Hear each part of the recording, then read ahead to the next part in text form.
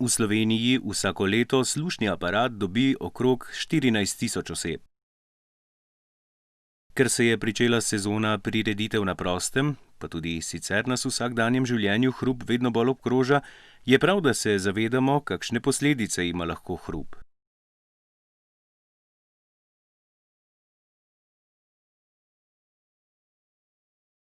Osebe, ki slabo slišijo, ki imajo slušne aparate,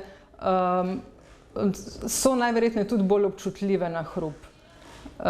Se pravi, zato ker že imajo okvaro sluha, ki je najverjetneje nastala oziroma je možno, da je nastala zaradi preobčutljivosti, ki je lahko tudi dedna, je možno, da bodo imeli večje posledice pri izpostavljenosti hrupu kot normalno slišeče osebe.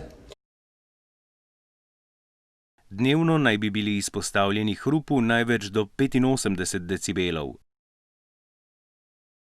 Vse, kar sega višje, že lahko okvari naš sluh. Včasih pravijo nekateri tudi delo s kosilnico, motorno žago, skratka v industriji. To so vse hrupi, ki lahko motijo in škodujejo sluhu.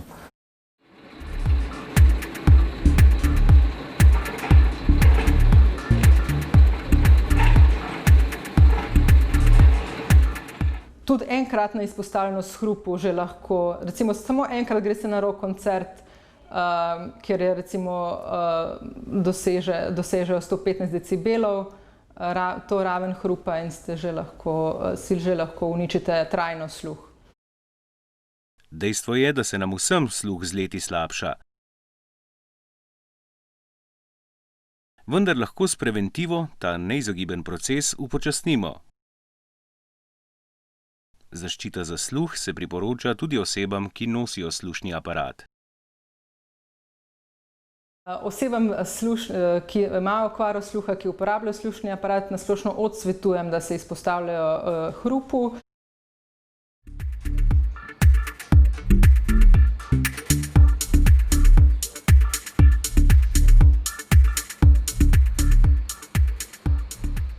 Normalno slišeči ali naglušni lahko svoj sluh zaščitijo iz čepi oziroma protihrupno zaščito, ki je lahko v obliki slušalk, lahko je v obliki čepov, ki jih izdelujemo tudi po meri uporabnikov. Novejši slušni aparati imajo več karakteristik, s katerimi ločijo hrup od govora in ga tako avtomatsko zmanjšajo.